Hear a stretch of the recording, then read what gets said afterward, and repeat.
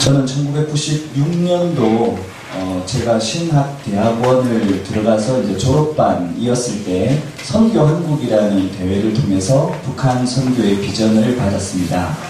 그때 이제 북한이 상당히 어려웠을 때고요. 그리고 1996년은 하나님께서 많은 분들을 북한 선교로 부르셨던 해이기도 합니다. 특별히 예수전도단 만드신 그 로닝 커밍의 목사님이 한국을 방문하셨었고, 그리고 그분이 북한에 대한 비전의 말씀을 선포하셨을 때 그때 많은 분들이 북한 선교의 비전을 받고 여러 모양으로 일하고 있는 분들을 제가 만난 적이 있습니다. 그러니까 96년은 특별히 하나님께서 많은 사람들을 부르셨고 그 중에 이제 제가 있었던 거죠. 그 이후에 제가 이제 그 신대원 MDB 졸업 논문을 북한 선교 쪽으로 쓰고, 그 다음에 THM, 그 다음에 PhD 이제 세 학위를 진행을 하면서 다 이제 북한 선교를 주제로 논문을 써서 이제 박사학위까지 마쳤습니다. 시간이 꽤 많이 걸렸죠. 94년에 제가 이제 신대원에 들어갔고 졸업한 게 2010년이니까 대학을 마치고 나서도 거의 뭐 한 18년 정도를 공부를 더 했습니다. 공부만 가방 끝만 길고 아는 건 별로 없고 그렇습니다만, 하나님께서 그래도 불쌍히 여겨주시고 또 비전 주신 것을 또 끝까지 붙들고 최선을 다해서 그냥 한 걸음 한 걸음 걸어갔을 때에 하나님께서 많은 은혜들을 베풀어 주셨습니다. 제가 THM을 마치고 어떻게 실질적인 사역을 할까 고민을 많이 했었는데요. 그때 하나님 주신 마음이 뭐냐면, 제가 이제 THM 논문을 북한 선교 활성화를 위한 선교 동원에 관한 연구라는 이제 연구를 쓰면서 북한 선교의 어떤 신학적인 배경이나 아니면 한국 교회가 지금까지 어떻게 북한 선교를 해왔는지 역사를 정리할 기회가 있었습니다. 그렇게 정리를 해보니까 한국 교회가 하나 되지 못하는 게 더 큰 문제다, 이걸 이제 발견을 하게 됐고요. 그래서 남북이 하나 되기 전에 한국 교회가 예수 그리스도의 이름으로 하나 되는 게 필요하겠다. 그러면 어떤 방법으로 가능할까? 북한을 보는 관점이나 아니면 사역의 방법이 틀리기 때문에 사역으로 하나 되기는 좀 어려울 것 같고, 적어도 예수님의 이름으로 기도하는 건 같이 할 수 있지 않을까. 그래서 시작한 게 PMVN이었습니다. 이 PMVN은 The Prayer Network for North Korea Mission, 북한 선교를 위한 중보기도 네트워크. 근데 이 네트워크는 뭐 다른 게 없어요. 뭐 사람이나 이렇게 뭐 사역이 특별히 있는 게 아니라, 요런 기도 일지를 조그맣게 만들어가지고 이제 한 16페이지 정도 되는데, 여기에 하루에 한 문장씩 북한을 위해서 기도하도록 이런 책을 만들어서 한 200부 정도 배포하는 일을 시작했습니다. 예를 들어서 1일 토요일, 여기에 이제 2011년 9월 5일인데 제가 가지고 있는 것 중에는 제일 오래된 거예요. 4월부터 시작했는데요. 남한 사회의 사상과 이념 대립 등으로 인한 분쟁이 식고 북한남의 모든 사람들이 이해와 용서, 화평을 추구하도록, 이렇게 하면 그걸 읽고 같이 기도하고 체크를 했다가 한 달이 끝나고 나면 내가 며칠 동안 기도했습니다 라는 보고를 받고 그 뒤에다가 이제 보고서를 적는, 이런 방식으로 이 조그만 책자를 만드는 것으로부터 이 사역을 시작을 했습니다. 그랬는데 2007년도에 하나님께서 좀 변화를 주게 하셨는데, 요즘 이제 북한 사람이라는 이름으로, 그리고 기도 책자를 만들어서 보내드리니까 매일매일 같이 이렇게 가지고 기도를 하는 게 아니라 그냥 한 번 쭉 훑어보고 그냥 놓게 되더라고요. 근데 말씀 묵상을 매일 하는 건 익숙하니까 큐티를 가지고 오면 그 큐티와 함께 기도 제목을 나누도록 하면 지속적으로 할 수 있겠다, 그런 마음이 들어서 이때부터 이제 큐티와 함께 기도 제목을 주기 시작했습니다. 그러니까 이제 많은 분들이요, 말씀 묵상과 함께 기도를 할 수 있으니까 매달 이걸 이제 늘 가지고 다니면서 기도하는 일이 시작되었고, 요 북한 사람이라는 이름으로 본격적인 사역을 시작했을 때 하나님께서 후원자들을, 제가 뭐 이런 일을 하니까 후원해 주십시오 그런 말을 한 번도 한 적이 없는데, 이 책을 받아보시는 분들이 입으로 전해져가지고 나도 보내주세요, 그리고 또 후원도 하시고, 그래서 후원금이 늘어나면 그만큼 페이지 수를 늘리고, 후원금이 늘어나면 또 더 많이 찍어가지고 보내드리고, 그런 식으로 조금씩 성장해서 이게 2012년도에 이제 이런 형태로 북한 사랑이 나왔고요. 근데 이제 요때 한 2011년 10월 정도 되니까 한 달에 11,000부를 만들어서 이제 보내는 일을 했습니다. 말이 그냥 11,000부죠. 그거 찍어서 보내는 일이 참 장난이 아니었습니다.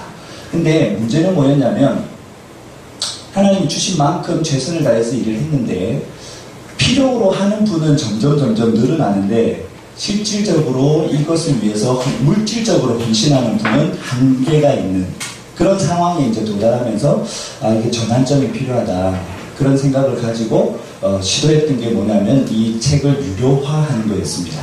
그래서 이제 통일코리아라는 이름으로 이게 이제 작년 3월달에 바뀌어가지고 이번 9월호까지 19권이 이런 형태로 이제 책이 나왔어요. 저는 이런 모든 사역을 지금 앞서서 말씀드리는 이유는요, 이것입니다. 여러분들이 북한 선교에 대한 비전을 이곳에서부터 받았을 때에 사역이라고 하는 건요, 인내와 끈기가 있고 하나님께서 정말 함께 하시는 사역이라면 하나님께서 도와주신다. 그런 믿음을 가지고 묵묵히 최선을 다하면 하나님께서 반드시 이 사역을 인도해 주시고 여러분들의 그 헌신을 하나님께서 받으신다라고 하는 것을 꼭 믿으시기 바랍니다. 저는 18년을 이제 비전을 받고 나서 18년을 연구를 하고 실질적인 중보기도 사역과 문서 사역과 또 선교 동원 운동 이것이 결합되어 있는 PMFN 사역을 지금까지 이제 해오고 있는데요. 그렇게 하다 보니까 제 마음속에 하나님이 분명하게 주신 것이 하나 있습니다. 그 핵심이 아까 우리 찬양 인도자가 이야기를 했는데요. 우리가 북한 선교라는 그 사역에 집중을 하다 보면 본질을 잊어버릴 수 있는데 오히려 하나님께서 한국 교회에 북한 선교 사명을 주신 이유가 뭐냐면 우리가 잃어버린 복음의 본질을 회복하라는 것입니다. 북한 선교를 보면 우리가 얼마나 복음대로 살지 못하는가가 보이는 거예요. 그러니까 한국 교회의 복음적이지 않은 모습을 북한 선교라는 이 거울, 우리가 북한을 향해서 어떻게 대하고 있는지를 보면 보이게 되는 거죠. 그래서 저는 북한 선교는 복음 회복 운동이다. 우리 한번 따라해 볼까요? 북한 선교는 복음 회복 운동이다. 북한 선교는 복음 회복. 한 번만 더요. 북한 선교는 복음 회복 운동이다. 북한 선교는 복음 회복 운동이다. 네, 그렇습니다. 북한만큼 우리가 미워하는 마음이 강한 그런 대상이 사실 없습니다. 일본에 대해서도 만만치 않죠. 우리가 식민지 통치 당했던 경험이 없음에도 불구하고 우리는 그냥 일장기만 보면 기분이 나빠져요. 여러분 안 그러신가요? 저는 그랬는데 일본 사람이 뭐 이렇게 저렇게 하고 그런 게 전 별로 마음에 안 드는 거예요. 그리고 일본하고 어떤 나라하고 축구를 하거나 야구를 하거나 경기를 하고 있으면 무조건 일본이 졌으면 좋겠다 막 이런 마음들이 있고요. 네, 그런 마음이 저한테도 있었는데 작년에 제가 일본의 미야자키라고 하는 곳에 가서 블랙신 재팬이라는 집회를 참여하면서 그게 내 마음속에 병이 있었고 그게 죄라는 사실을 하나님께서 깨닫게 해주셨어요. 어떤 대상이든 그 대상에 대해서 미움을 갖는 건 죄다. 이유가 있든 없든. 그래서 하나님께서 그 과정을 통해서 제게 일본을 막연하게 그냥 미워하는 그 마음을 치료해 주시고요. 그리고 일본을 사랑할 수 있는 마음을 주셨어요. 그래서 예전 같으면 요 근래에 일본이 화산이 폭발을 했잖아요. 그러면 예전 같으면 꽃이다 막 이렇게 했을 텐데 네. 근데 지금은요 그걸 이 뉴스를 딱 들으면서 와 일본 사람들이 빨리 주님께로 돌아와야 되는데 안타까운 마음이 들고 그들을 위해서 기도할 마음을 하나님 주시더라고요. 그게 복음인 줄로 믿습니다. 그러니까 우리가 북한을 향해서도 그런 복음을 가지고 북한을 바라볼 수 있을 때 우리는 복음으로 북한을 회복할 수 있는 사람이 될 줄로 믿습니다. 그 마음을 이 학교에서 배우시기 바랍니다. 오늘 우리가 읽었던 에스겔서 말씀은요, 에스겔 선지자에 의해서 쓰여진 말씀인데, 에스겔이라고 하는 이름은요, 하나님께서 강하시다라고 하는 뜻을 가지고 있습니다. 이 에스겔이라고 하는 뜻이요, 하나님께서 강하게 하신다. 근데 에스겔이 실질적인 삶을 가만히 돌아보면 에스겔의 삶은 그렇게 행복한 삶이 아니었습니다. 특별히 이제 청소년 시기를 지나면서 17살 한참 자기 꿈을 이제 펼쳐나가고 막 그러려는 생각을 가지고 있을 때 나라가 아주 위기에 처해집니다. 남유다가 북이스라엘이 먼저 BC 721년에 망하고 나서 이 아수르라는 나라에 의해서 망하고요. 그리고 이 아수르를 정복한 바벨론이 이번에는 남유다를 침공해 왔습니다. 남쪽에 있는 애굽 세력하고 북쪽에 있는 바벨론이 전쟁을 해가지고 애굽을 치고 바벨론이 승리를 했습니다. 그러면서 이 유다 땅, 예루살렘 중심으로 이렇게 있는 유다 지역에도 침공을 해가지고요, 이 있는 사람들을 포로로 끌어가버립니다. 그때 1차 포로로 잡혀갔던 사람이 다니엘과 세 친구들, 이 사람들이 이제 첫 번째 포로로 끌려갈 그 당시에 에스겔은 나이 17살, 뭔가 막 젊은 사람으로서 뭔가 내가 하나님을 위해서 뭘 할 수 있을까, 조국을 위해서 뭘 할 수 있을까 이야기할 때 결국 그의 눈앞에 펼쳐진 것은 망해가는 자기 나라였습니다. 그러다가 25살이 되었는데 바벨론에서 두 번째로 침공을 했고요. 그 당시에 에스겔은 제사장의 가문으로서 좀 이 잘 나가는 가문의 자제였기 때문에 두 번째 포로로 끌어갈 때 이 에스겔도 포로로 끌려가게 되는 겁니다. 그리고 나서 5년이라는 시간이 지난 30세가 되었을 때, 원래 제사장은요 30살이 되면 본격적으로 제사장의 활동을 시작할 텐데, 포로로 끌려가 있는 그곳에서 하나님의 말씀이 임하고 그곳에서 선지자로서의 사역을 시작하게 되는 게 에스겔의 상황이에요. 그러니까 하나님의 말씀을 선포할 때 우리 민족이 다시 회복될 것이다, 아니면 뭔가 잘 나가고 있는 상황 속에서가 아니라 망해가고 있는 국가 안에서 말씀을 선포하는 것이 결코 그에게 쉬운 일이 아니었을 것입니다. 그리고 말씀을 선포하기 시작했을 때 반전이 일어나고, 이 유다가 더 힘이 생겨나서 자기 나라를 지킬 수 있는 방향으로 간 게 아니라 시드기야라고 하는 왕이 마지막 왕으로 세워지면서 이 시드기야가 정세 판단을 잘못했어요. 오히려 바벨론 쪽에 서야 되는데 애굽 쪽에 섰습니다. 그래가지고요 세 번째 침공을 하면서 아예 나라 자체가 망해버리는, 그래서 BC 586년에 국가 자체가 망해버리는 것을 이 에스겔이 경험하게 되는 것이죠. 아무래도 이제 시드기야 왕은 마지막 왕인데, 이 시드기야 왕은 자기 아들들을 처참하게 죽이는 그 모습을 본 직후에 눈을 빼버립니다. 그러니까 마지막에 본 그게 잔상으로 계속 남도록 그런 아주 정말 말할 수 없는 그런 고통을 주고 이 시드기야를 질질질 끌고 바벨론까지 갔어요. 그러니까 우리 국가의 모습을 봤을 때는 정말 어려운 상황 가운데 에스겔이 처해진 것입니다. 그러면서 이제 본격적인 사역을 이렇게 하나님의 말씀을 선포하는 사역을 하고 있는데, 한 번은 하나님께서 이런 말씀을 주시는 거예요. 네가 지금 선포하는 말씀이 진짜 하나님으로부터 온 것을 다른 사람들이 알게 하기 위해서 하나의 증표를 보이겠다. 그게 뭐냐면, 네가 가장 좋아하고 사랑하는 것 하나를 내가 취할 텐데 너는 눈물도 흘리지 말고 슬픈 기색도 내지 마라. 그래가지고 뭘 하나님이 가져가셨죠? 사랑하는 아내를 하루아침에 죽여버립니다.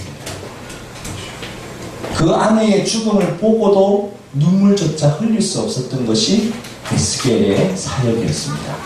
근데 이 에스겔이 하나님의 말씀이 여러 번 임하면서 말씀을 주시는데, 한 번은 왜 이스라엘이 이렇게 어렵고 정말 하나님의 백성인 이스라엘이 이렇게 망할 수밖에 없었는지에 대해서 그 몸이 지금 포로로 끌려가 있는 지역에 있는데 하나님께서 영을 들으셔가지고 예루살렘으로 옮기셔서 예루살렘 성전의 곳곳을 보게 하시는 거예요.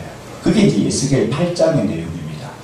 8장에 가보면 성전 안으로 들어갔는데 그 성전 안에 뭐가 있냐면 질투하는 우상, 그게 바로 아세라 신이거든요. 이 아세라 신상이 서 있는 모습을 보게 하십니다. 원래 아세라 신상이 하나님의 성전 안에 있다는 게 말이 됩니까? 여러분 생각에는 어떠세요? 여러분 지금 다니고 있는 교회 안에 거기다가 무슨 성모 마리아 상을 세웠다 이렇게 생각하면 그걸 여러분 가만히 두시겠습니까? 부셔 없애야죠, 그죠? 그리고 요시야 왕이 이미 그 일을 했었던 것을 우리는 성경을 통해서 알 수 있어요. 요시야 왕의 종교개혁 때 성전 안에 들어와 있던 아세라 신상을 부셔가지고 갈아서 그 기드론 땅에 다 뿌렸던 것을 우리는 알고 있습니다. 근데 그 이후에 누군가가 그 자리에 또 세워놓은 거예요. 그것을 보게 하시고 또 한편으로는 문틈이 하나 있고 그거 이제 담을 부수고 그 안으로 들어가 보니까 이스라엘의 장로들이 그 안에 벽 안에다가, 그러니까 사람들이 볼 수 없도록 그 은밀한 안쪽 벽에다가 온갖 짐승들과 기는 것들을 막 그려놓고 그것을 음란하게 숭배하고 있는 모습을 보게 하십니다. 또 한편으로는 들어가 보니까 담무스를 위해서 애곡하는 여인들을 보게 하세요. 이 담무스는 뭐냐면 바벨론의 남신입니다. 결국 우리 이스라엘을 멸망케 하였던, 남유다를 멸망케 했던 그 바벨론의 신들을 위해서 애곡하고 그 신을 섬기는 그런 여인들의 모습을 보게 하신 거예요. 이게 어떤 의미가 있냐면요, 하나님을 섬기는 그들이 우리가 진짜 어려울 때 하나님은 도대체 뭐 하시는 거예요? 그러니까 오히려 힘 있는 바벨론의 신을 섬기는 게 더 낫겠다, 이렇게 생각했던 사람들이 있다는 걸 보여주는 거죠. 그리고 좀 더 가보면 동쪽의 태양을 섬기면서 절하는 모습을 또한 보게 하십니다.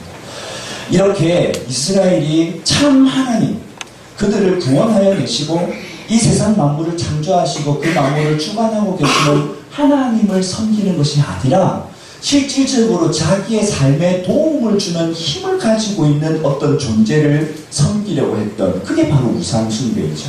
그 우상숭배의 모습 때문에 이렇게 망할 수밖에 없었던 이스라엘의 영적인 상태를 쫙 보여주시는 거죠. 그리고 심판의 메시지가 계속해서 나옵니다. 에스겔이 전체적으로 48장으로 이루어져 있는데요, 에스겔서가. 그 중에 1장부터 시작해서 32장까지는 전반부로서 이렇게 정말 우상숭배의 죄악에 빠져있는 이스라엘과 주변 강국들과 주변의 나라들에 대해서 심판의 메시지가 계속 나와요. 그러다가 33장에 전환이 있습니다. 전환이 생기고 그때 이후로 후반전으로 회복의 메시지가 함께 선포돼요. 여러분, 복음은요, 심판으로 끝나지 않습니다. 그게 복음이에요. 심판이 있으면 반드시 회복이 있습니다. 오히려 심판이 일어나지 않고 계속해서 타락해가는 그 과정이 진짜 위기인 거죠. 하나님이 심판을, 정말로 심판의 채찍을 들어서 치시면 그 다음 단계에서는 회복이 있는 거예요.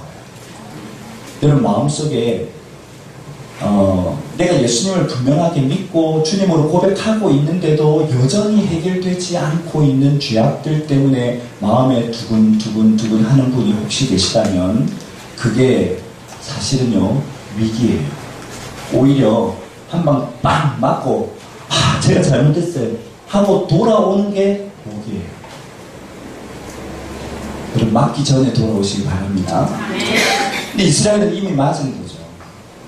근데 참 놀라운 것은요, 오늘 우리가 읽었던 이 본문 말씀이 왜 통일선교라고 하는 현장 속에서 지금 선포되어져야 하는 말씀이냐. 여러분 한번 보세요. 이스라엘의 역사하고 우리나라의 역사하고 너무 비슷하다는 느낌 안 듭니까? 오늘 이 본문을 읽으면서 이게 그냥 이스라엘에게만 주신 말씀입니까? 아니면 우리에게도 주신 말씀입니까? 남과 북이 내 손 안에서 하나가 되리라 하시는 이 말씀은 지금 우리에게 주시는 살아계신 하나님의 말씀인 거예요. 그렇죠.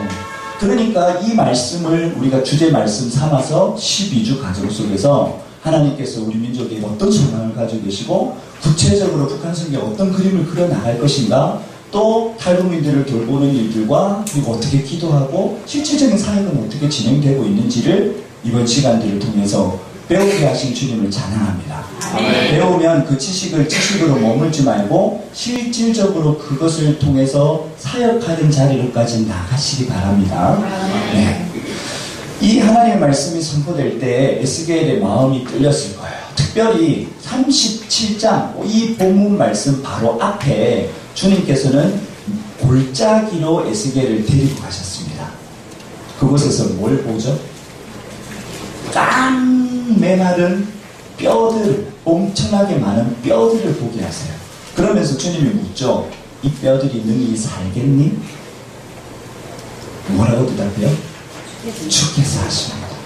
전 잘 모르겠는데 주님께서 하십니다. 야, 이 고백 가운데 이 메마른 뼈가 결국 누구냐면요, 이스라엘인 거예요. 이스라엘 자신. 이미 망했던 북이스라엘도 그렇지만 지금 망해 가고 있는 유대도 그 깡마른 뼈로 보였던 거예요. 그런데 그 말씀 이후에 지금 오늘 우리 읽었던 본문 말씀이 선포되는 건데요. 역사적인 정황으로 봤을 때는 이게 참 뭐라고 할까요? 아주 뜬금없는 선포입니다.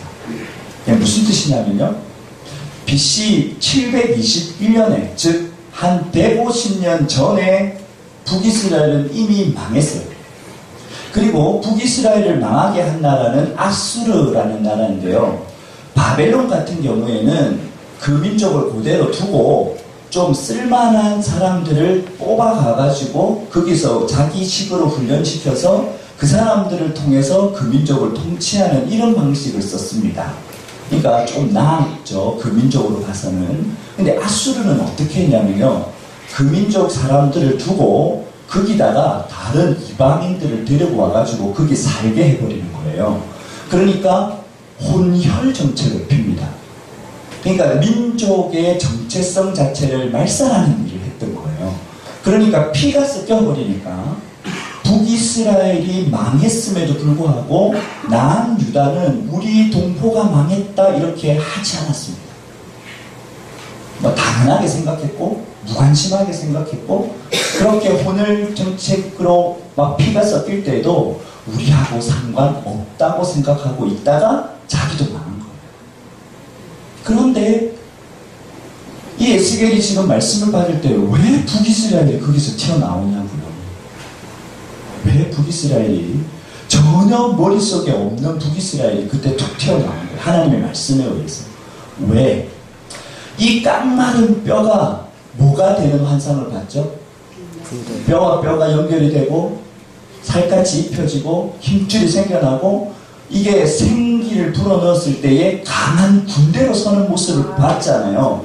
그렇게 되기 위해서는 원래 하나님이 택하셨던 이스라엘 백성이 12지파 남유다와 북이스라엘로 나누어져 있었던 이것이 하나 되어져야 이 일이 일어난다는 사실을 에스겔을 통해서 선포하신 것입니다.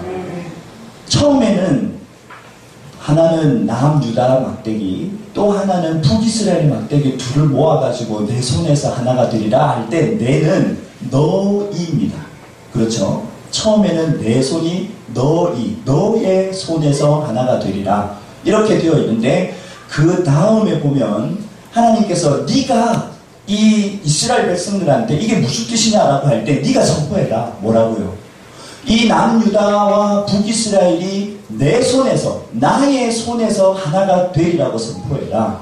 이 이야기는 통일의 비전이 누구로부터 나와야 되는 거예요. 우리에게서 나오는 게 아니에요. 여러분, 우리가 통일을 위해서 기도해야 하는 이유는 우리가 민족주의적인 관점에서 통일해야 되겠다고 이야기하는 게 아니라 하나님이 그걸 원하시기 때문에 우리는 하는 겁니다. 복음이 회복되어져야 되기 때문에 그걸 하는 겁니다. 북한 사역이 중요한 게 아니라 북한 사역을 통해서 일어날 하나님의 영광이 중요하기 때문에 우리가 이 일을 하는 겁니다. 하나님의 말씀이 선포되어졌을 때 그 하나님의 비전이 선포되고 그게 바로 나의 비전으로 선포되어질 때 진정한 비전, 하나님 나라를 위한 비전이 되는 거예요. 에스겔이 바로 그런 고백을 해나가면서 결국은 이 두 나라가 이제는 둘로 나누어지지 않고 한 나라가 되어지고 한 하나님을 섬기는 민족이 될 것이다. 근데 우리는 이 본문을 읽으면서 진짜 우리에게 주신 하나님 말씀으로 받을 수 있잖아요. 할렐루야. 네. 그렇기 때문에 우리 민족은요, 하나님으로부터 특별한 선택과 인도하심과 섭리 가운데 있는 민족인 줄로 믿습니다. 네. 감정이입이요, 어떤 민족보다 쉬워요. 성경을 읽으면서 이게 우리 이야기예요. 출애굽 사건을 보면서도 그렇고 남과 북의 분단도 그렇고 동족 상장하는 전쟁도 그렇고 이 둘이 하나가 되리라고 하는 이 말씀도 지금 우리에게 살아서 역사하고 쟁쟁하게 울리는 그런 말씀으로 받을 수 있도록 하나님께서 인도해 주시는 거예요. 아멘. 우리 민족이 복음을 받는 과정에서도 굉장히 특별한 사건들이 많이 있습니다. 그 중에 하나가 우리 민족은요, 특별히 하나님의 말씀이 선교사가 들어오기 전에 우리나라 말로 된 성경이 있었어요. 중국 땅에서 맥켄타이어와 로스라는 선교사님이 서상련이라는 분과 함께 말씀을 번역해가지고요, 그 말씀이 그 당시 쇄국 정체를 벌리고 있던 조선 땅으로 권서, 책을 파는 사람으로 들어와가지고 그것을 복음을 전하는, 목숨을 걸고 복음 전하는 사람들이 있었고, 선교사가 들어오기도 전에 황해도 소래라고 하는 곳에 최초의 교회, 성도들이 있었습니다. 그래서 편지를 보내면서 선교사님, 이곳에서 주님을 영접하고 세례받기 원하는 사람이 있으니까 선교사님 오셔서 세례를 주십시오. 그렇게 이야기했던 그런 문제. 특별히 우리나라 성경이 최초의 선교사, 우리 한국 땅으로 이제 본격적으로 들어온 선교사가 온도우드 아켄젤러인데요. 이분들이 서양에서 떠나가지고 조선으로 바로 들어왔던 게 아니라 일본에 머물면서 한국어를 배웁니다. 근데 그 한국어 선생님이 이수정이라는 분이었어요. 그리고 이 이수정은 그곳에서, 일본에서 주님의 복음을 받아들이고, 일본이 이렇게 발전하게 된 건 바로 서양 문물 때문인데, 서양 문물의 최첨단은 바로 복음, 기독교라고 하는 사실을 알고 그가 개종을 하죠. 주님을 만나죠. 그러면서 자기가 우리나라 말로 된 성경을 번역을 한 겁니다. 그래서 자기가 한국말을, 조선말을 가르쳤던 온도우드와 펜젤러가 조선으로 들어갈 때 이게 우리말로 된 성경이니까 우리 민족에게 가서 복음을 전해주시오. 그래서 최초의 선교사가 이미 그 나라 말로 번역된 성경을 가지고 입국하는 유일한 경우가 바로 우리 민족의 선교 역사 가운데 있는 거예요. 또 하나 굉장히 중요한 것이 있는데, 그것은 선교, 이 복음이 선포될 당시의 영적인 상황입니다. 대부분의 제3세계 교회, 그러니까 힘없는 나라들은 1세대의 서양 사람들에 의해서 식민지 통치를 당합니다. 그랬기 때문에 식민지 통치를 하는 그 사람들이 와서 교회를 세우고 예수님을 믿으라고 전하는 그 복음을 듣게 돼요. 그러니까 여러분 한번 생각을 해보세요. 우리나라를 무력으로, 힘으로 들어와가지고 억압하고 착취하고, 그리고 자기에게 좋은 것들은 다 뺏어가고 그러는 사람들이 와가지고 교회를 세우고 예수님 믿으라고 하는 건데, 그거를 진짜 의식이 있고 민족을 사랑하는 사람들이면 교회 가겠습니까? 안 가죠. 마치 을사오적처럼 자기 이익을 위해서 조국이든 뭐든 상관없다 이러는 사람들이 가가지고 먹을 거 얻어먹고 그렇게 하지 않겠습니까? 그런 사람들이 가서 초기에 지도자가 되다 보니까 복음이 그냥 마치 길가에 떨어진 복음처럼 다 새들이 와서 주워 먹어버리고 뿌리를 내릴 수가 없도록 그런 환경 속에서 복음의 씨앗이 뿌려졌다는 거예요. 그런데 우리만 달라요. 우리는 서양 선교사님들에게서 복음을 듣는데, 식민지 통치는 같은 동양인인 일본에 의해서 식민지 통치를 받았습니다. 그러니까 서양 선교사님들이 들어와서 세운 교회는 우리 민족의 자존을 도모할 수 있는 이 일제시대의 일제의 어떤 감시를 피할 수 있는 우상과도 같은 역할을 교회가 했던 거고요. 그러니까 정말로 민족을 사랑해서 이 민족이 다시 독립을 해야 되는데 그런 의식을 가지고 있는 사람들이 교회로 들어와가지고 예수님을 믿는 것, 복음을 믿는 건 곧 우리 조국을 사랑하는 것이고 이 조국을 살리기 위해서는 예수님을 더 잘 믿어가지고 우리 민족의 자존을 이루어내자. 그런 의식이 있는 사람들이 복음을 받아들이게 됩니다. 그러니까 민족 정신 자체가 복음을 적극적으로 수용할 수 있는 환경 속에서 복음의 씨앗이 옥토밭에 뿌려졌고요. 30배, 60배, 100배의 결실을 맺었던 거예요. 그러니까 복음이 전파된 지 30년이 채 되기 전에 우리나라 국민들 가운데 그 당시 조선 사람들 가운데 한 5% 정도밖에 복음화가 되지 않았을 그때에 만세운동이 일어났을 때 엄청난 성도들이 민족을 살리기 위해서 일어난 거예요. 전국적으로 그 만세운동이 일어날 때 신경조직망이 누가 됐었냐면 교회가 됩니다. 이 지도를 놓고요. 우리 한반도 지도를 놓고 만세운동이 막 일어났던 지역하고 교회가 있었던 지역의 지도를 그려놓고 딱 합쳐보면요. 거의 일치해요.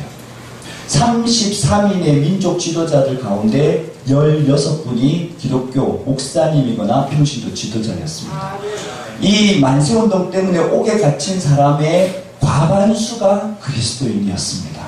민족 교회. 민족을 정말로 사랑해서 이 민족을 살리려고 노력했던 게 바로 초기 한국 교회였고 그런 방식, 그런 영적인 환경 속에서 복음의 씨앗이 뿌려졌기 때문에 그 짧은 시간에 민족의 미래를 위해서 헌신하는 그런 종교로서 우리 기독교가 복음이 자리를 잡을 수 있었다는 것이죠. 하나님의 놀라운 섭리 가운데 우리 민족이 분명하게 인도되고 있다는 걸 우리는 확신할 수 있습니다. 이런 역사적인 증거를 따라서. 그런데 여기서 우리가 한 가지 질문을 제시할 수 있습니다. 어떤 질문이냐면 하나님 그러면 우리 민족이 그렇게 하나님께서 특별하게 인도해 가고 계시다면 일본에게서 우리가 해방이 되면서 이 통일된 분단되지 않은 상태에서 이 조선이 더 성령으로 기름 부으셔가지고 막 조선 땅 가운데 복음이 더 황량하게 넘쳐서 세계 복음화를 위해서 쓰셨으면 더 좋았을 텐데 왜 우리에게 분단을 허락하셨어요? 이제 그런 질문인 거죠. 분단된 과정을 보면 참 기가 막힙니다. 어떻게 이렇게 됐지? 그런 생각이 듭니다. 여러분 동서독이 왜 분단됐죠? 독일이 전쟁을 일으켰고 졌잖아요. 패전국이기 때문에 분단이 된 거거든요. 전쟁 누가 일으켰어요? 일본이 일으켰어요. 진 건 누구예요? 일본이에요. 누가 분단돼야 돼요? 일본이에요. 근데 왜 애꿎은 한반도가 분단이 돼야 되냐고요.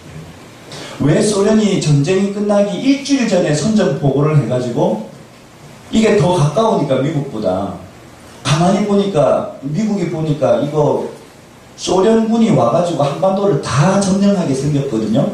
그러니까 회의를 해가지고 야 38도선 중간을 딱 긁고 거기 위는 너네가 밑은 우리가 이렇게 하자라고 협의를 했거든요. 그래서 분단이 된 거죠. 왜 하나님 이런 분단을 우리 민족에 허락하셨습니까? 이 질문에 대해서 두 가지 측면의 대답이 있을 수 있습니다. 한 가지 측면은 징벌적 의미예요. 우리 한국 교회가 초기에 그렇게 민족을 위한 교회였는데 핍박이 거세지고요. 일본의 회방이 들어오자 믿음이라고 하는 것을 타협하기 시작했습니다. 그러다가 어디까지 타협하냐면 신사, 즉 일본이 생성되고 일본의 천황을 태어나게 했던 이 신들이 있는데요. 그 신들을 섬기는 게 바로 신사참배이거든요. 그러니까 신사참배는 천황의 황민이 되는 신민이 되는 그런 국민의례라고 하는 이름으로 교회에서 신사참배를 받아들이는 겁니다. 신사참배하는 건 더 이상 우상숭배가 아니라 국민으로서 해야 할 의례다. 이렇게 결정을 한 게 1938년 장로교 종회였었습니다. 9월 9일 모였고 9월 10일 날 딱 결정을 해요. 그러니까 하나님께서 보실 때 가장 악한 게 뭐예요? 남유다가 이렇게 망한 이유가 뭐예요? 우상숭배 때문이잖아요. 이 민족 교회가 그 신앙의 정절을 지켜내지 못하고 신사참배라는 우상숭배에 깊이 빠져버렸던 그것에 대한 징벌의 의미로 남북이 분단이 되었다. 이렇게 보는 관점이 있어요. 또 하나의 관점이 있는데요. 그것은 하나님께서 우리 민족을 특별하게 쓰시려고 지금까지 인도해 오셨는데 그 사명은 너무 큰 사명인 거예요. 이 사명은요, 세계 선교를 완성하는 사명인 거예요. 복음의 바톤을 들고 복음의 서진을 쭉 하다가 결국 마지막에 복음의 이 결승점을 통과하는 민족으로 쓰시려는 이 사명을 맡기려다 보니까 그냥은 못 맡기고 이게 그런 걸 가능케 하는 민족인가 한번 시험해 보시려는 마음이 있으셨다는 거죠. 여러분, 대입수능고사를 왜 치르죠? 그냥 학교에서 누구나 받아가지고 공부시키면 되는데 왜 시험을 치릅니까? 이 학교에서 이 정도의 공부를 할 수 있는지를 테스트하는 거잖아요. 실력을 테스트하고 받는 것처럼. 이 이야기를 하신 분이 바로 함석헌 선생님인데요. 뜻으로 본 한국 역사에서 38선은 하나님께서 우리 민족에게 내신 시험 문제다. 이렇게 제시를 합니다. 이 두 가지가 다른 이야기가 아니고요. 이 범죄하였고 하나님을 떠났던 이가 돌이켜서 회개하고 이 남북의 분단이라고 하는 이 현실을 하나님의 방법으로 잘 극복해내면, 그러니까 회개와 회복이 있으면 그 힘을 가지고 열방을 복음을 전하고 열방을 구원할 수 있는 그런 민족으로 하나님이 쓰시려는 계획 가운데 하나님이 이 시험 문제를 주셨다라고 하는 거예요. 그런데 이 68년이라는 세월이 지나가도록 우리는 아직 이 문제를 못 풀고 있고요. 한국 교회에서 이 부분에 대해서 제대로 된 인식을 가지고 말씀을 선포하는 분도 너무너무 희박하고 부족합니다. 한국 교회가 이 민족의 문제에 대해서 더 이상 관심을 가지지 않고 우리 교회가 성장하는 것, 복음을 주변에 있는 사람들에게 전해가지고 영혼 구원하는 거 너무 중요하지만 교회가 성장을 하는데 성도가 늘어나고 교회의 성전의 규모를 늘리고 재정 규모를 늘리는 여기에 초점을 맞추면서 발등에 떨어져 있는 불을 끄기 바빠가지고 우리 민족의 문제에 대해서 더 이상 책임 있는 행동을 할 수 없는 상태까지 지금 우리 한국교회가 온 게 아닌가 이런 생각을 가질 만큼 통일선교, 북한선교, 북한의 회복 이런 것은 그냥 몇몇 사람들만 하는 걸로 지금 내팽겨치고 있는 거예요. 얼마나 많은 탈북민들이 중국 땅에서 인권 유린을 당하고요. 제가 지금도 잊혀지지 않는 게 제가 2000년으로 기억을 합니다만 그때 이제 어떤 선교단체와 함께 중국을 갔던 적이 있어요. 근데 그곳에서 어떤 분을 만나냐면 자기 아내가 먼저 한국 땅으로 갔어요. 그래서 그 한국 땅으로 가면 정착금을 받아가지고 이 정착금을 보내면 다시 남편이 오고 그리고 그 정착금을 다시 보내고 이런 방식으로 오기로 하고 아내가 온 겁니다. 그런데 그 당시에 저기가 바뀌어버렸어요. 예, 정착금을 주는 게 예전에는 이 하나원을 나오면서 일시금을 줬는데 그렇게 하다 보니까 이게 뭐 브로커 비용으로 다 나가버리고 실질적으로 살 돈이 없으니까 조금씩 나눠주기 시작했는데 그것 때문에 이 브로커 비용을 못 보낸 거예요. 그랬더니 이 남편의 눈을 뽑아버렸어요. 중국 사람. 그런데 어디 가가지고 하소연할 데가 없는 거예요. 제가 그 모습을 보고 들으면서 마음이 얼마나 아팠는지. 어디 가서 내가 이런 짓을 당했다고 이야기조차도 할 수 없는. 그런데 그런 우리의 동포들의 고통이 있었음에도 불구하고 우리 한국교회는 그런 거에 대해서 너무너무 무관심하고 200만 명 이 엄청난 사람들이 굶어 죽어가고 있을 때에도 우리 그냥 쌀 몇 톨 보내는 게 그냥 머물고 말았었던 거죠.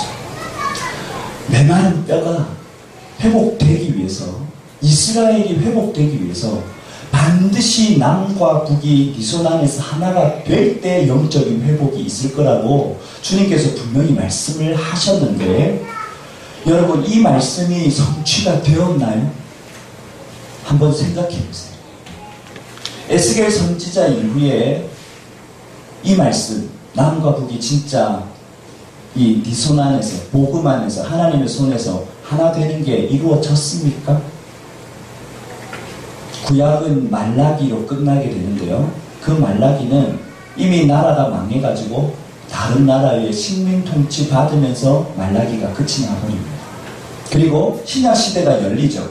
한 400년 정도의 시간이 지나고 신약의 시대가 열렸는데, 신약의 시대가 열렸을 때 이스라엘은 어떤 상황이 있었죠? 예루살렘은 로마에서 보낸 총독이 다스리고요. 나머지 땅들은 분봉왕이라고 불리던 헤롯의 아들들이 다스리고 있는 그런 상황 가운데서 제자들이 활동을 하는 거예요. 처음에 예수님께서 오실 때는 헤롯 왕, 대헤롯이라고 불려지는 이 사람이 전 이스라엘 영토를 다스리고 있었는데, 이 사람은 누구냐면 에돔의 사람입니다. 에돔 출신이에요. 에서의 후손이죠. 그런 사람들이 이 민족을 다스리는 그런 상황 가운데서 예수님이 태어나시게 되고, 그러니까 이 헤롯 왕이 예수님 태어나신 그걸 이야기를 듣고 그 주변에 있는 아이들 그 시기를 해가지고 2살 아래 다 죽여버리잖아요.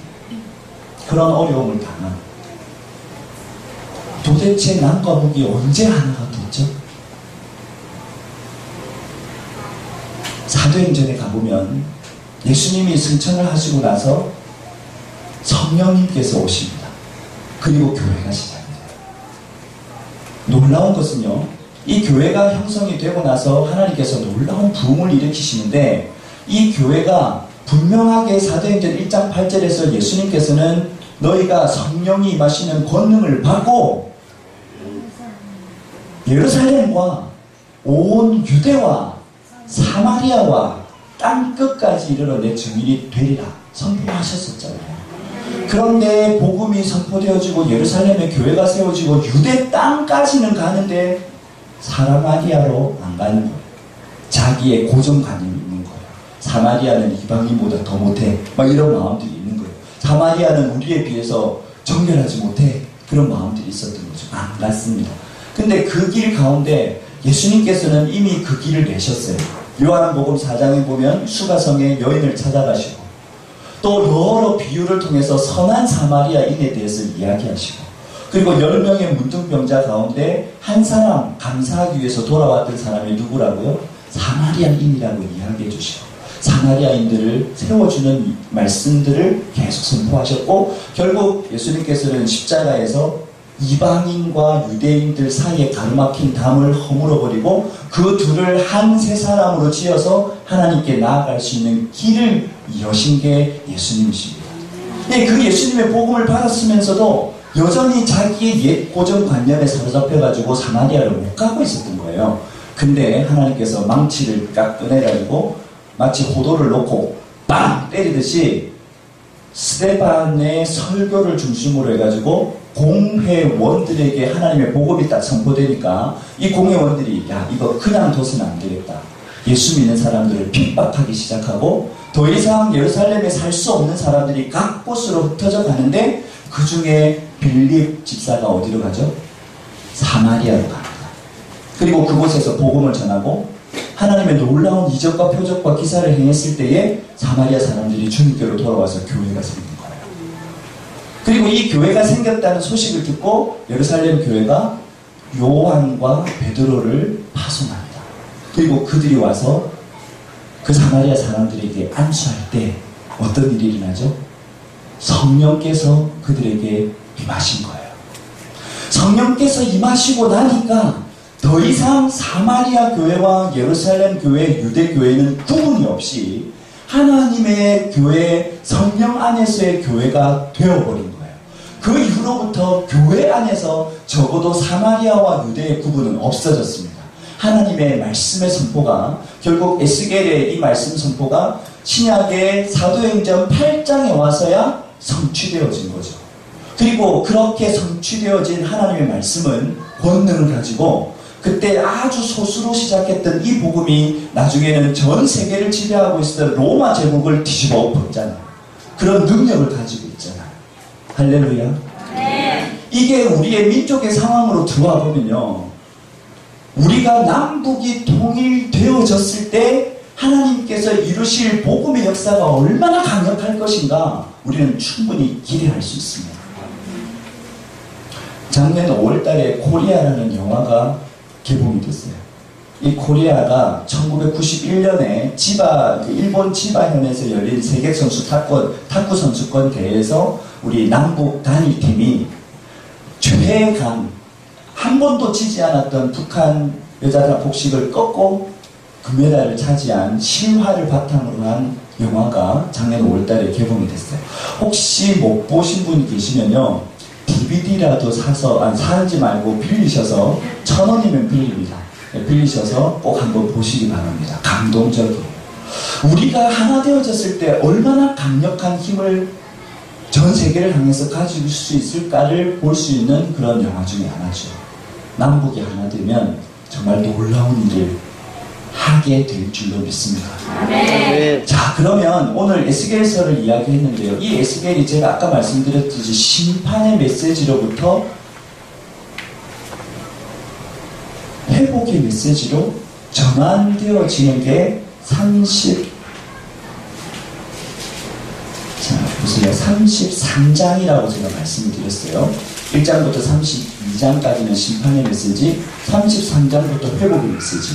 근데 이 33장 이후로 나오는 걸 보면 이 회복의 역사를 이루기 위해서 세 종류의 사람이 나온다는 걸 볼 수 있습니다. 저는 이곳에 북한 선교학교에 참여하기 위해서 온 여러분들이 이 세 가지 역할을 제대로 잘 감당할 때 남과 북이 우리 손 안에서 하나가 되게 될 줄로 믿습니다. 자, 그러면 뭘 봐야 될지를 우리가 봐야 되겠죠. 어떤 사람이었는지 우리 에스겔 33장 2절을 같이 한번 볼까요? 2절. 첫 번째, 어떤 사람이 필요해요? 파수꾼이 필요한 거예요. 여러분, 파수꾼은요, 분별력이 있어야 됩니다. 그 다음에 깨어 있어야 돼요. 자고 있으면 파수꾼의 역할을 할 수가 없어요. 분별력과 깨어있는 마음을 가지고 있는 파수꾼이 있을 때 하나님의 심판에 대한 경고를 하고 돌이킴의 메시지를 전해서 사람들이 돌아올 수 있도록 할 수 있다는 거죠. 여러분, 우리가 이 한민족의 상황 가운데서 파수꾼의 역할을 한다는 건 뭘까요? 일단 우리가 먼저 복음 안에 살아내야 합니다. 우리가 먼저 통일을 살아내야 합니다. 통일을 살아낸다는 것은 이미 하나님께서 25,000명이라는 탈북민들을 보내셨고 우리는 그 탈북민들과 함께 주님을 찬양하고 주님 앞에 예배하는 통일이 이미 된 거예요. 할렐루야. 이미 이루어진 통일을 우리가 살아내는 일이 필요하고요. 그 이미 이루어진 통일을 완성하는 일을 우리가 해가야 되는 거예요. 그러면 가장 중요한 거, 내가 복음 안에 제대로 살고 있어야 북한 사람을 우리가 살릴 거 아닙니까? 우리가 예수 믿는다고 하고 신앙인이라고 하고 그리스도인이라고 하는 이름은 있는데 내가 복음 안에서 제대로 못 살고 예수 믿는다고 하면서 맨날 완전히 우거지상처럼 해가지고 다니고요. 예수 믿는다고 하면서 그 마음속에 기쁨이나 감사가 전혀 없고 맨날 불평하고 도대체 하나님이 우리 왜 이렇게 하시는 거야? 막 이러면서 하나님 원망이나 하고 그러고 있으면 그런 우리를 통해서 하나님께서 어떻게 북한을 살리시겠어요? 그렇지 않습니까? 근데 참 놀라운 게 있는데요. 그게 뭐냐면 믿음이라고 하는 게요. 한 번 딱 들어와가지고 생겨서 이야 이제 난 성령 충만해졌다 그런다고 해서 그게 길게 안 간다는 거예요. 파수꾼으로 언제든지 우리의 틈을 타고 들어와가지고 우리의 믿음을 빼앗아 가려고 하는 사단의 세력이 있다는 걸 우리가 알고 내 믿음의 파수꾼으로 내가 먼저 서야 되는 거예요. 오죽했으면 그 위대한 사도 바울이 자신의 삶을 마무리하면서 디모데후서 4장 8절에서 자신의 삶을 이렇게 이야기합니다. 내가 선한 싸움을 싸웠고 나의 달려갈 길을 마쳤고 믿음을 지켰다. 마지막으로 이 믿음을 지켜낸 게 나 너무 기쁘다 이렇게 이야기하고 있는 거예요. 사도 바울 선생님이 그렇게 성령에 충만해서 손만 흔치는 사람이 났고 그 놀라운 역사와 기적들을 행했던 사도 바울 역시도 내가 이 믿음을 지키는 게 너무 힘들었는데 잘 지켜냈다 이렇게 이야기하고 있다면 우리야 뭐 말해서 뭐 하겠습니까? 이 믿음을 지킨다라고 할 때 이 지킨다라는 단어가 영어로 풀어보면 watch over in order to protect 이렇게 번역을 할 수 있어요. in order, watch over라고 하는 거예요. over라는 전치사를 붙이면서 보는 건데 그냥 보는 게 아니라 뚫어지게 쳐다보는 거예요. 뚫어지게 쳐다보는 거. 뭐 하기 위해서? in order to 뭐뭐 하기 위해서 protect 보호하기 위해서. 만약에 우리 동네 축구하고 맨유가 와가지고 경기를 해요. 맨유의 그 골키퍼가 공을 뚫어지게 쳐다보고 있을까요? 아니, 이 중간도 넘어오지 못할 거예요. 그죠? 그러니까 적이 얕잡아 볼 만한 적이면 뚫어지게 쳐다보면서 보호할 필요가 없어요. 근데 적이 만만치 않은 거. 사도 바울도 만만치 않게 생각할 정도로 깨어서 뚫어지게 쳐다봐야 보호할 수 있을 정도로 이 믿음을 빼앗아가기 위한 사단의 세력은 엄청나게 우리를 시험합니다. 때로는 달콤하게 유혹하면서 들어오고요. 때로는 막 몽둥이를 들고 쇠를 패면서 너 예수님 이렇게 믿을래? 이 이야기는 긍정적인 게 아니라 너 이래도 믿을래? 막 이러면서 막 환난을 막 주는 거죠. 예수 믿는 게 이렇게 힘든가? 막 그런 이야기하고 포기하더라고요. 아니면 어느샌가 들어와가지고 니 맨날 이렇게 교회를 다니는데 오늘 하루는 좀 빠져도 되지 않냐? 막 이러면서 아프니까 오늘은 좀 쉬어라. 와, 이 12주를 어떻게 다니냐? 또 여러분 분명히 다음 주에 생각지도 않았던 사람이 와가지고 내가 맛있는 거 사줄게 이러면서 거기 가지 말고 같이 밥 먹으러 가자 이러는 사람이 생길지도 몰라요. 여러분 넘어가지 마시기 바랍니다. 믿음을 지켜내기 위해서 우리가 파수꾼으로 깨어 있어야 되는 거예요. 우리 안에 복음이 살아있어야죠. 우리 안에 복음이 살아있어야 진짜 북한 사람들 딱 만났을 때 우리 안에 있는 복음이 그들에게 갈 거 아닙니까? 그죠? 근데 우리가 예수님 믿는다고 하면서도 그 복음의 빛을 전혀 발하지 못하고 마디른 소금처럼 불이 꺼져버린 등경처럼 그렇게 우리가 모습을 하고 있다면 우리는 아무런 영향력을 미치지 못하게 될 거예요. 여러분 파수꾼으로 서시기 바랍니다. 여러분 믿음 가진 거 끝까지 잘 지키실 뿐만 아니라 또 다른 사람, 특별히 우리 한국 교회의 파수꾼으로 여러분이 쓰셔야 됩니다. 할렐루야. 두 번째로 필요한 사람은 36장에 있는데요. 잠깐만요. 나 여호와가 말하였으니 이르리라 이걸 보다 분명하게 설명한 게 26절과 27절이에요. 다시 한번 같이 읽어볼게요. 26절, 27절 시작. 새 형을 부어주겠다. 너희를 새롭게 하겠다. 하나님께서 이미 말씀을 선포하신 것입니다. 하겠다. 그런데 37장 같이 읽을까요? 시작. 주 여호와께서 이같이 말씀하시느니라. 그래도 이스라엘 족속이 이같이 자기들에게 이루어주기를 내게 뭐해야 할지라? 구하여야 할지라. 어떤 사람이 필요합니까? 구하는 사람, 다른 말로 중보자가 필요한 거죠. 저는 특별히 이 중보자는 그러니까 우리가 만약 예를 들어서 병이 나거나 아니면 물질적으로 어려움을 당하거나 관계에 어려움을 당하는 여러분들을 위해서 중보하는 분도 중보자라고 부르죠. 교회 목사님을 위해서 또 교회 사역을 위해서 기도를 따로 하는 사람도 중보자라고 부릅니다. 그런데 이게 우리 가정, 우리 교회 정도의 차원을 떠나서 우리 민족을 위하여, 열방의 구원을 위하여 그런 거대한 차원의 이 기도 제목을 붙들고 날마다 기도하는 사람들, 저는 민족 중보자라고 부릅니다. 민족 중보자. 적어도 우리가 기도하려고 하면 뻔때 있게 기도해야죠. 할렐루야. 그냥 한 교회 정도 부흥하기 위해서가 아니라 한 민족이 살아나도록, 열방이 구원받도록 우리 뻔때 있게 기도하는 거, 그게 민족 중보자입니다. 여러분 민족 중보자가 되시기 바랍니다. 그런 민족 중보자가 되기로 결정을 했음에도 불구하고 기도하려고 딱 하면 뭘 기도해야 되지 막막합니다. 그래서 제가 돈을 코리아 만드는 거예요. 적어도 구체적인 정보와 읽으면 기도가 되도록 이렇게 돕는 일들을 13년 동안 해왔습니다. 13년 동안 한 번도 겨루 없이 이 동일코리아가 나오고 있습니다. 저는 그걸 보면서 참 너무 놀랍고 참 큰 은혜다 이런 생각이 들어요. 왜냐하면 만약에 제가 중간에 아프기라도 했으면 이 책 못 나오는 거거든요. 근데 제가 한 번도 안 아팠다는 거예요. 13년 동안. 놀라운 은혜잖아요. 네. 지금까지 이 돈도 엄청나게 들어갔습니다. 그 돈 어디서 다 나왔어요? 하나님이 순종하는 사람들을 통해서 공급하셔서 했어요. 근데 이제는 망했습니다. 돈이 다 떨어졌습니다. 그래서 이제 내년 10월달까지 나오고 그 다음부터는 이제 파일 형태로 만들어서 모든 분들이 볼 수 있도록 그렇게 할 예정입니다. 하나님께서 더 좋은 길 열어주실 거라고 믿어요. 이게 뭐 계속 나온다 안 나온다 이게 중요한 게 아니거든요.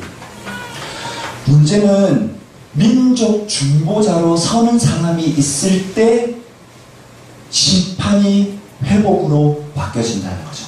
내가 다 결정했다. 맞습니다. 이 민족은 반드시 주님께서 다시 하나가 되게 하실 것입니다. 그런데 그 일을 이룰 때 누구를 통해서 일하신다고요? 우리를 통해서. 중보하는 사람들을 통해서. 여러분 민족 중보자가 되십시오.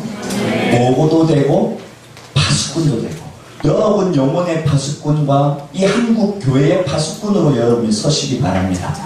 또 민족을 위한 중보자로 서시기 바랍니다. 자, 그 다음에 세 번째 필요한 사람이 있는데요. 우리 37장을 볼까요? 37장 우리 9절과 10절을 읽습니다. 할렐루야. 어떤 사람이 필요하죠? 대언자가 필요한 거예요. 생기를 불어서 그 사망당한 자에게 불어넣는 대언자가 필요한 거예요. 자, 우리의 상황 가운데 대언자는 누구겠습니까? 어떤 사람이겠습니까? 하나님의 말씀을 선포하고 가르치는 자예요. 할렐루야. 지금 우리 통일소망선교회는 사실 굉장히 실질적인 사역을 하고 있는 건데요. 북녘 땅에 있는 우리 탈북민들에게 진짜 복음을 가르치는 선교회예요. 그리고 그런 사람들이 많이 모자라대요. 아까 영상에서 보셨죠. 탈북민들의 숫자에 비해서 그렇게 할 수 있는 이 사역자의 숫자가 너무 작다. 이게 하나님의 말씀이잖아요. 추수할 것은 많이 있는데 추수할 일꾼이 없다는 거거든요. 그리고 그 일꾼을 양육하는 일을 하기 위해서 이 학교가 진행되고 있습니다. 선포자가, 대언자가, 복음을 선포하는 사람이 필요해요. 근데 이렇게 한번 생각해보죠. 지금 이 땅에서 복음을 선포하는 데 있어서 법적인 장애가 있습니까? 있습니다. 있어요? 네. 어떻게요? 만약에 우리가요, 네. 북한으로 가서 복음을 전한다면, 아니요. 이 땅에서. 우리 이제 주변에 있는 이웃들한테 복음을 전해요. 여기서는 없어요. 아니, 그러니까. 네. 여기서 복음을 전하는 데는 법적인 제약이 없어요. 그죠? 물론 북한에 가가지고 예수 믿으시오 그랬다가는 바로 잡힙니다. 네, 로버트박이 우리 형제가 당했던 그 어려움들을 그대로 당하게 될 것입니다.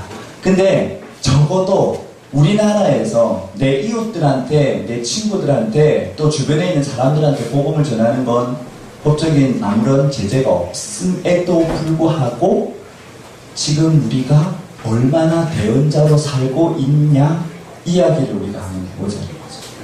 충분히 복음 전할 수 있는 기회가 있고 그 말씀을 선포하려는 뜨거운 마음이 있다면 기회가 얼마든지 있는 이 땅에서도 우리가 대언자 역할을 제대로 못하는데 나중에 북한 가가지고 복음 전하겠다고 이야기하는 건 어불성설일 수밖에 없죠.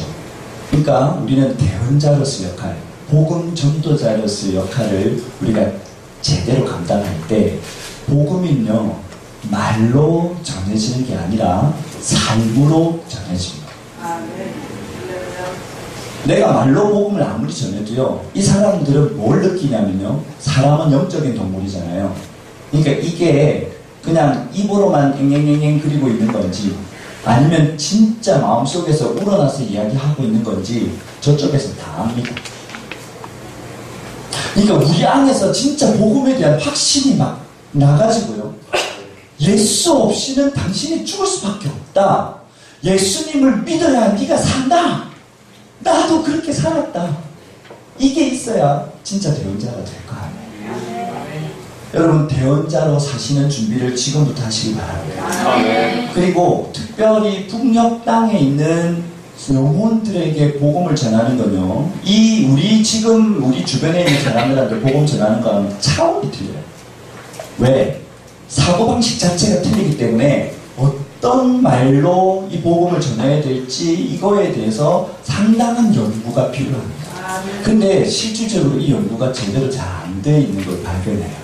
그러면서 제 마음에 부담이 있습니다. 어떤 부담이냐면, 제가 지금 18년을, 네, 죄송합니다. 의도적으로 그랬던 건 아니고요. 네, 18해를 제가 이 북한 선교를 연구하는 자리, 이 한 우물을 제가 파고 있다고 하면서 아직 그걸 연구를 못 해놓은 거예요, 제가. 그래서 하나님께서 12주년, 우리 PMFN 12주년을 이번 4월 달에 예배를 드렸는데, 그때 하나님께서 말씀을 주셨어요. 그게 뭐냐면, 12해 동안, 광야 40년을 마치고 나서 요단강을 건너가는데, 이 요단강을 건너갈 때 제일 먼저 간 사람은 제사장들이었습니다. 법궤를 맨 제사장이 발을 밟으니까 요단강물이 멈췄잖아요. 그리고 이스라엘 백성들이 쫙 다 건너갑니다. 그랬을 때 하나님께서 제사장에게 그렇게 말씀하십니다. 뭐라고 이야기하냐면, 12개의 돌을 쥐해가지고, 그 요단강에서 12개의 돌을 가지고 들어가라. 15분에 딱 마칠게요. 죄송합니다. 12개의 돌을 가지고 들어가라. 왜냐하면 이 이스라엘 백성들한테 그것을 보여주기 위해서, 산 증거로 보여주기 위해서. 그리고 12개를 취해가지고 요단강을 건너서 가나안 땅으로 들어가는 거예요. 또 12개의 돌을 취합니다.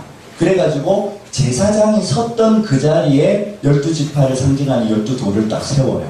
이거 보면 또 생각나는 거 있으시죠? 그 이후에 사무엘이